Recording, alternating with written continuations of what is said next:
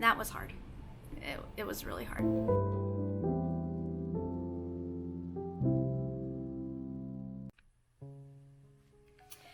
Hey guys, so welcome back to the vlog. Today I'm going to be covering everything that happened to me during the first trimester. I started this vlog back up whenever I was towards the end of the second trimester / early third trimester, and I just feel like this is stuff that I would have wanted to hear before I even got pregnant, and also while I was experiencing this, because I feel like it would have been nice to have somebody to relate to. So I'm going to be sharing with you guys my testimony of what happened during the first trimester, all the highs, which there really wasn't many highs, but there were a lot of lows. So I just think it's only fair to me and my experience, and to whoever else can relate to this, to share it. Every time I try telling this story, I get kind of emotional, so I figured I'd just type it all out and read it. And I know that's really lame, but I honestly hope it keeps me on track and it'll keep me from getting really teary about it. I don't know if it's just the story itself that makes me upset or if it's just my pregnancy emotions. I don't know. But just so we're clear, baby and I are doing great. So if at any point you start getting worried, just don't. Like, we're good. Like, we're awesome. But yeah, I just wanted to throw that out there. This isn't clickbait. Just didn't want to do anything like that. So yeah, I've been trying to figure out how to tell this story, and I think every time I try doing this, I honestly like stumble over my words, or I get really upset and I just have to stop. So I think I'm just gonna try to read through it, and if I mess up, I mess up. It is what it is, and we will try to do better next vlog. so let's do this. Okay. The morning of February 14th, 2020 started off like any other morning. We were still living in the little one-room cottage, which was 30 to 40 minutes from work, and Ian and I decided that we would spend our first Valentine's evening as a married couple at home. It was seriously just a normal Friday for us. We decided to celebrate the holiday over the weekend and go to Olive Garden. We were living on a pretty tight budget, so we decided not to do presents that year. I had an appointment with my rheumatologist around 9:45 a.m. that morning. She decided to prescribe me a new medication for my chronic joint issues. I am basically being treated for severe rheumatoid arthritis, but I still to this day don't have an official diagnosis with what is actually wrong with me. It's something to do with my immune system. I briefly talk about it in the video up here. I'll put it in the cards, and I'll also put it in the description. And yeah. Anyway, when she was telling me about this new medicine, she said something along the lines of, "You can't take this if there's any chance that you're pregnant." I reacted to that type of statement the same way I usually do. No, I doubt I am. I usually get my period within the first 2 weeks of the month. And we just kind of left it at that. However, when I got to the car and I just kind of sat there and thought for a minute, I realized it is February 14th. We are 14 days into the month, and I haven't even had cramps yet. So what if I am pregnant? Like, would I be able to forgive myself if I actually was, and then I had harmful medication in my system? I knew I wouldn't forgive myself. So I decided to swing by Walgreens on the way back to work. I splurged and got the box with the 3 digital tests, even though we were on a really tight budget, because I didn't want to second guess anything. Honestly, I was expecting negative results. I really was. So imagine my surprise in the bathroom at work when a very clear word popped up on the pregnancy test: pregnant. I flipped out. Internally, of course, because I can't flip out externally. I mean, that'd be really weird if you really picture that, but no. But like, I mean, I really didn't like vocalize anything out loud because I didn't know who to tell, if I could tell, if I should tell. And so I just kind of sat with that information for the rest of the day. Yeah. Because my appointment was at 9:45 a.m., like literally all day. So I sat alone with this knowledge for the next hour or so, shaking and unable to truly concentrate on my work. I decided against texting Ian about this. He deserved to find out in person and not in a text message. I decided to message my friend instead, and because I seriously could not sit with this knowledge for the rest of the day and not tell anybody. She was really excited, and that honestly did help. Throughout the day, I tried to figure out how to tell Ian. To be honest, of course I had slight baby fever. I was a newlywed, completely smitten with my husband, and I love babies. So it isn't hard to put those pieces together. Ian, on the other hand, was more logical about it, and he clearly expressed that he wanted to wait at least a year before even trying to conceive to have a baby. So, yeah. I was honestly a little concerned about how he was going to react and feel about this. The next part of this story can be seen in the vlog that I posted recently about telling Ian that I was pregnant, which can be found up here in the cards and down here in the description. We had a really good laugh rewatching all that footage, but we've also had half a year to digest that information. The first trimester with baby was rough. Like, really rough. I started feeling nauseous soon after finding out that we were expecting. But then we had our scare.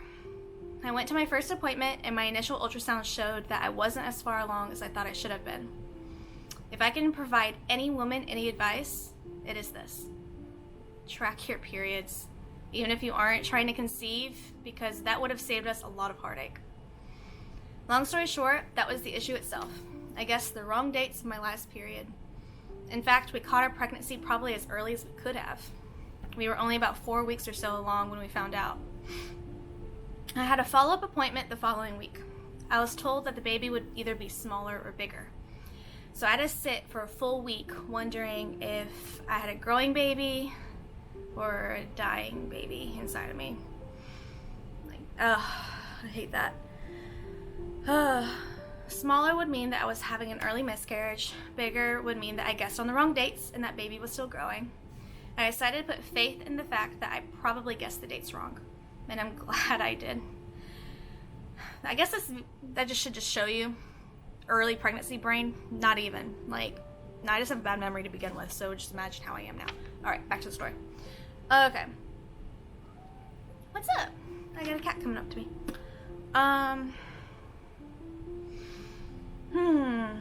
From now on, I plan to put a dot or something in my planner to mark when my periods start. And something as simple as that would have saved us a lot of grief. So if you're watching this, whether you're trying to conceive or not, track your periods, please. That weekend of the first ultrasound, so before I even found out whether or not the baby was still there or not, I had to celebrate my 26th birthday into moving into our current apartment that's still a hot mess. Our friends Mackenzie and Josh came from Orlando to help us move. Mackenzie is actually the friend that I talked to the day I found out I was pregnant. We decided to stay optimistic. I'll just leave that at that. The following week, I had my follow-up and found out that the baby was growing. I was terrified going into that appointment all by myself. I was literally holding back tears the whole time. We wanted this baby. We already loved him or her. At this point, COVID was still fairly a new concept, but the doctor's office was already requesting people to limit the guests that came with them. They were still basically allowing extra people to come because a lot of women had to bring their children, and so they were trying to be flexible, but for the most part, they were really trying for us to lit bringing our spouses. We decided to respect that request and keep Ian at work. And that was hard. It was really hard. When I found out that the baby was growing, I was really relieved. I grabbed my phone immediately and sent Ian a picture of the newer ultrasound with the message, "Looks like you're gonna be a daddy." He was really happy. The nausea got severe shortly after all of this. And on top of that, I wasn't on any good medication for my issue with the joints because I couldn't take the ones that my doctor was trying to prescribe me. It was bad. I was getting sick a lot, and it hurt to get in and out of bed to dash to the bathroom. My knees honestly hurt so bad that I was limping. I'm telling you, like, it was really bad, guys. I loved the baby, don't get me wrong, but a part of me kind of hated it. Or at least I hated being pregnant. I think that's a nicer way of saying that. But it was honestly just because I was so miserable. My mental health got really bad too. I felt like I was slacking at work since I kept calling out and coming in late. As soon as I got home from work every day, I would hurry to lay down in bed. And the nausea literally lasted all day long. I never truly got relief. Everything made me sick. Everything. I couldn't even keep water down. In fact, nothing triggered me getting sick faster than drinking cold water. It's really that pathetic. Yeah. I became really dehydrated, and I wanted to be left alone. The only thing that sounded or tasted good was toast with butter and jelly, and even that betrayed me every now and then. I honestly wanted nothing to do with Ian. I loved him, but I wanted to be left alone. I felt like a burden. I knew I was crappy company, and I was sure that I constantly smelled horrible, like vomit. So he stayed in the living room most of the time and played video games and watched TV. Little did I realize during this time, his mental health was also getting affected. I wasn't the person he married during this time, and that made me feel even worse when I started to realize that. We eventually had to talk it out. I cried it out. It was pretty cathartic, but we needed to keep that communication open between us. I didn't originally write this in my little monologue. It's not a dialogue. Monologue, I guess. But I'm going to just make this very clear. I spoke to a therapist during this time. I had a phone call with a good family friend that is a licensed therapist, and we talked it out because I was honestly so depressed, and it helped. So if you are ever feeling really dark and like in a down place and you just don't know what to do, I highly suggest talking to somebody. Not just a friend, but someone who actually knows what they're doing. I remember I went to one OB appointment during this time and told them about my issues. They really couldn't do much for me. The meds they recommended didn't help, and they knew that I was dehydrated, but they opted out of sending me to the doctor for fluids because of COVID outbreaks. Not fun. I hate COVID. I just hate COVID a lot. One doctor in particular was actually delighted by my weight loss. I lost about 10 pounds during the first trimester. I don't see him anymore if I can help it. Our personalities don't really mesh well.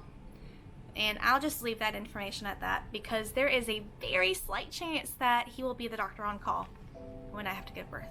So, we'll see. I'm trying really hard to get the other doctor, but we'll see. Okay.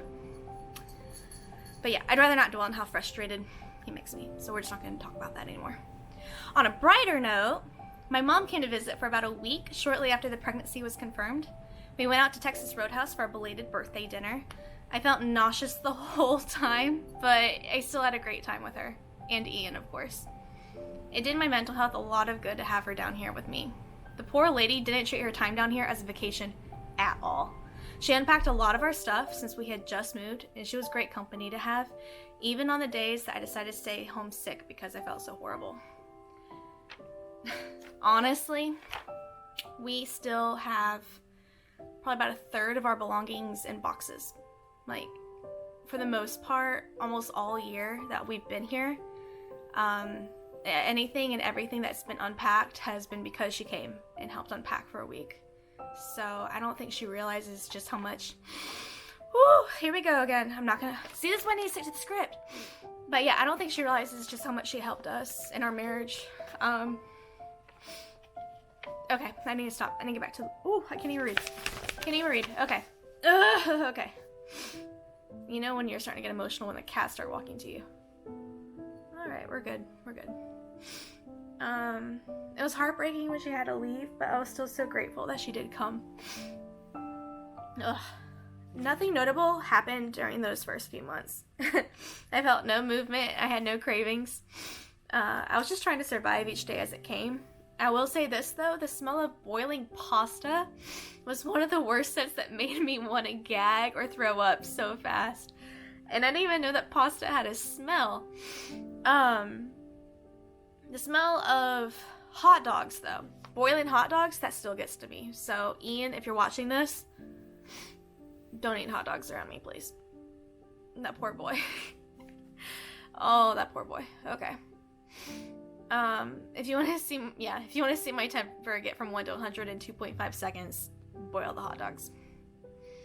Ugh. With all that said, everything did miraculously get better during the second trimester.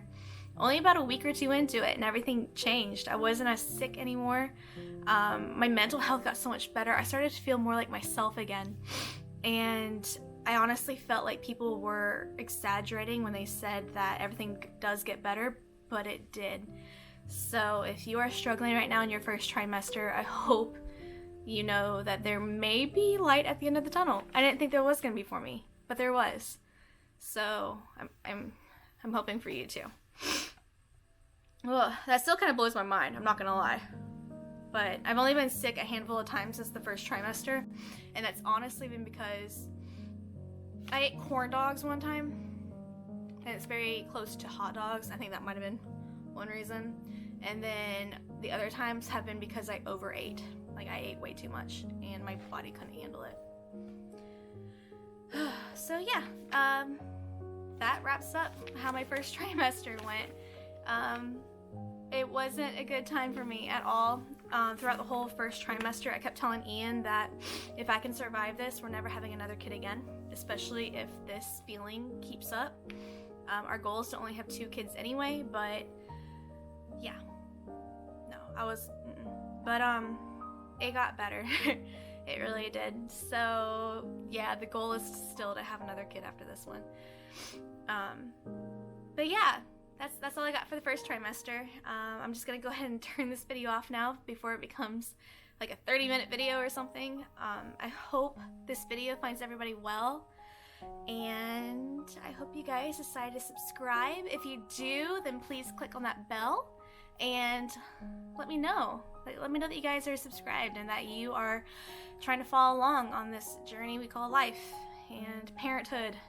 And if you're still watching this, please leave a comment below too, telling me if you guys struggled during your pregnancy or during your wife's pregnancy, or if you're worried about pregnancy at all, because I didn't know what to expect, and I still don't know what to expect, but just taking it day by day. That said, I'm gonna go ahead and go now. Bye guys. Honestly did get better about a week or so. Well then, Clover walked by and knocked down the camera. So honestly, I think that I don't know what I'm saying.